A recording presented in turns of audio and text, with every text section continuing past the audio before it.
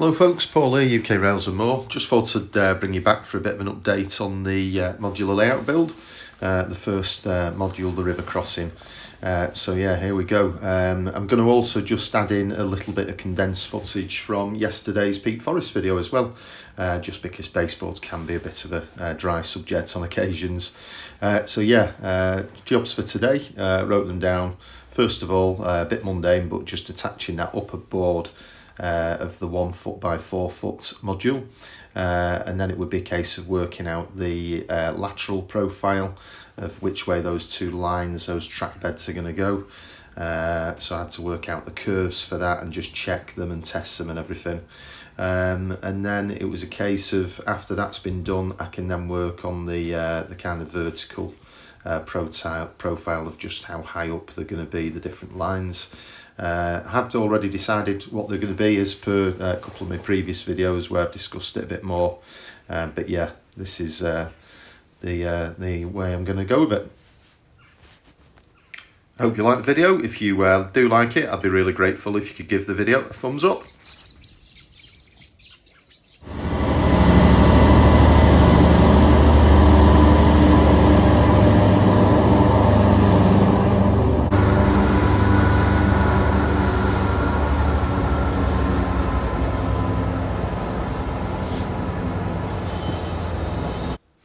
Okay folks, so the first job was just attaching the upper board of that first half of the first module. So it's just a case of working it out, marking it out, measuring it. The wood I'm attaching it to is basically 18mm wide, so I'm just measuring those at 9mm from the edge just to get the screw nice and central into it. So yeah, first hole there, and then I'm also countersinking them as well, so you get a nice flush finish.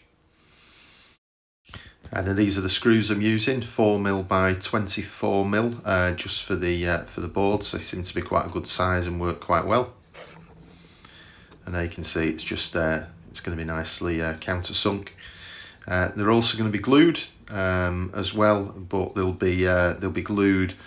Basically just where I'm pointing out on the finger, this is where they're actually going to be glued. That back board isn't going to be glued because I just want that, they will actually detach. The idea is with this layout that basically all of the boards can attach when complete, so it can be reassembled in a loft afterwards. So yeah, those are the bits that I've glued prior to putting the board on and then screwing that in. Basically just screwing them in just so far each one until I'm really happy that they're all set and it's nicely in place, and then the edges are nice and flush, and then basically screw them all in properly, and then just put some nice heavy weights on the top there just to keep it nice and secure. Now you see from this shot that there is a bit of a height difference there.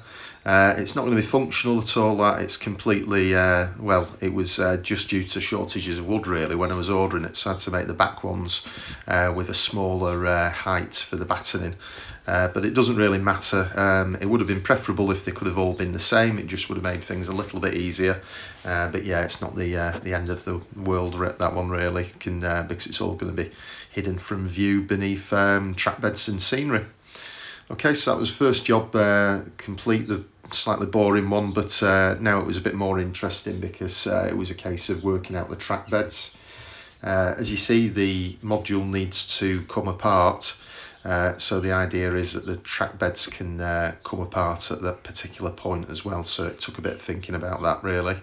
And there you can see that I've just marked out the relevant boards just for ease of assembly afterwards basically, and so you're not getting them upside down and making yourself a giant jigsaw. So yeah, upper right main line, and then it was a case of, this is the quarry line, and it was a case of just working out the curves and which curves were going to be appropriate. Now the Hattons Class 66s that you see there, they will handle, I think it's up to a second radius curve, but correct me if I'm wrong, without problem, but I wanted to make these curves a little bit more gradual than that really. So yeah, it was a case of just checking the different curves and just putting the locos on them, and then checking that the locos were would clear each other really, basically without any issues. I've used kind of standard sizes for the differences in between the two lines on the straight sections. And I've actually used, I think, the same kind of difference on the curve, albeit you can actually make the curves a little bit wider. I think would be probably a bit more prototypical, but yeah, it certainly didn't cause me any issues, so I was happy to just keep them the same. Yeah, so I was quite pleased with that curve. I do really like the liveries of these two locomotives, the BR Blue, British Rail Blue, and the DRS. I've got another one as well, a GBRF Royal Corps of Signals in the standard GBRF livery, and I'll also be putting that to good use on the quarry section of this layout too. So there's a couple of other photographs just showing the view from the top, which illustrates the clearance, and then just a couple more of the showing the side clearance as well.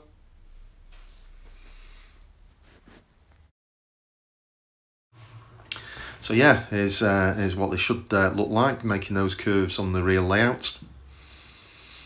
And again, then it was just a case of measuring out the boards to just give kind of an adequate clearance, a bit more clearance than the one that you see at the edge of this board.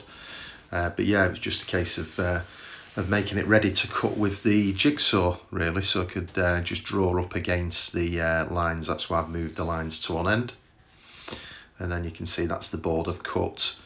Now, a point here that I'd noticed just by accident really is that when you take that the cut for that line, keep the board that you've cut off it, because you can, I can't remember what I did now, I've returned it upside down or what, but whichever way you can do it, you actually use that curve from the cut piece of wood for the other side of the curve, if you know what I mean.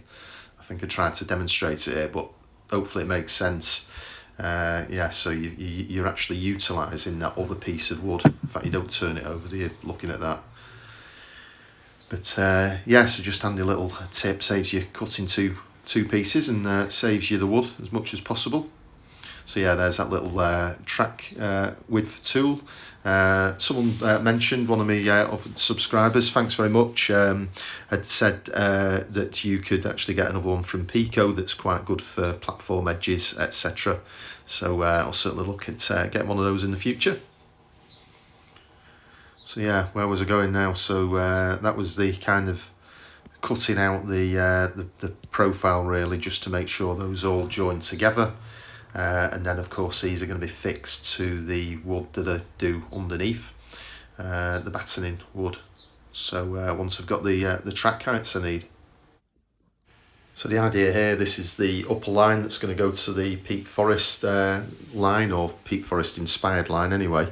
That there would be a curve and then it would go to a straight as it makes that river crossing, as the river runs through that and both lines cross that river. So yeah, it gives you a good idea of what it should look like with that curve. And then just looking from the other direction as the trains go over that bridge and then make the curve off to the Wye Valley, it's inspired line. Okay, and then it was just a case of just doing this really, just to note down, make it easier to reassemble everything. So I know the parts, albeit some of them will be actually fixed. And then just move our Class 66 out of the way, and yeah, that completed the lateral profile there. So yeah, we'll look at that nice locomotive. So the next job was just building up the sort of vertical profile with the battening pieces, which I'd used as much as possible on the first board. I'd just be using the battening basically to reduce the amount of cutting that you've got to do, and it also looks like a good height. So also just a case of really measuring out the different pieces of wood and then cutting them to make the various little stanchions to raise that track bed. So yeah, 2 levels. The upper line will be the Peak Forest line, and then there'll be a lower main line, but the lower main line is also going to be raised slightly, albeit much smaller embankment. It's not going to be on embankments all the way around, it just gives that little bit of flexibility. And indeed the bit that I'm inspired by for this particular section, which I've done a video, I think it's Scenic Inspiration Part 1 on, is that's actually embankments on both sides, albeit one of them's quite a bit smaller. So yeah, it was just a case of using the G-clamps then to build up the wood for the different heights.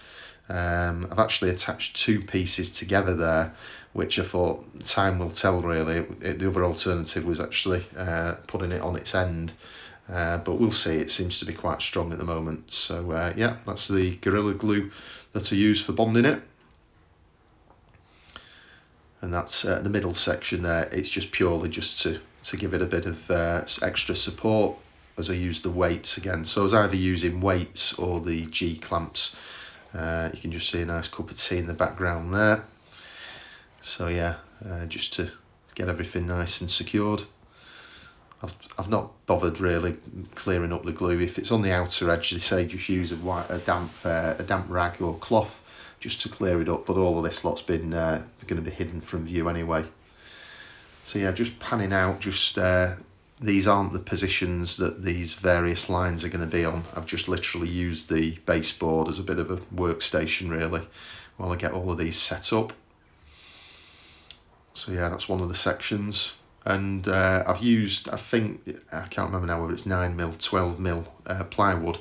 So the benefit of that is there's not really very much sagging with it, so it does reduce the number of these legs that you need for the track bed.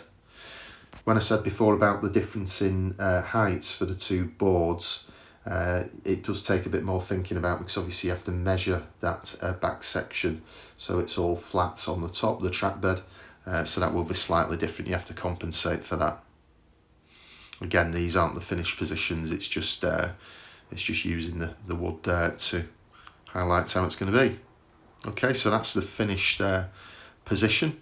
So it just shows that all ready to attach to the next board now. It's not completely finished there. The far bit you can see, albeit I have done it now. It's not actually on this video, but you can see the way the line goes off into the distance there, the main line, and that will probably be hidden. So that's a tiny curve at the very end of that lower main line will probably be hidden by a scenic break, or it will go into a cutting or something there, because I wanted to give the impression that that line goes off away from the Peak Forest line, if that makes sense. So yeah, but that gives you an idea of how these lines are going to go. The original, some of you will be aware that the original idea was going to have a line running along the back there, and then just have a single track line going on the higher Peak Forest route. I did try that, I set it up, and it just didn't look quite right to me. I wasn't quite happy, I kept deliberating about it. So I decided functionally it'll be quite good to have the 2 quarry lines, the 2 lines going here. And then on the next module, which will be that Peak Forest Wye Valley type module, those lines will split off then, so that I can have a nice little bit of single track running as well for that particular inspiration from the Wye Valley. So yeah, I thought that would run quite well anyway, and it's sort of, sometimes it's more is less, isn't it, that people say. So I thought rather than having another big junction, another line going along the back there, in reality that line probably would be a bit further out of sight anyway when you look at the scale of this. So I thought just keep it simple and just keep this. Okay folks, we'll leave it there. Coming next for the build is going to be a case of building the river, working out the width of the river and also the depth of it, and then just cutting that into that first module, and then working out the bridge as well, how that's going to cross it. So yeah, I've got that coming next, and also in the meantime there'll be another locomotive review as well. So hope you've enjoyed the video. If you have, then I'd be really grateful if you could give it a thumbs up. and if you'd be interested in subscribing to the channel, if you hit that notification bell, it will notify you of any other future videos. In the meantime, thanks very much for watching. Keep safe and well, and I'll speak to you soon. Bye for now.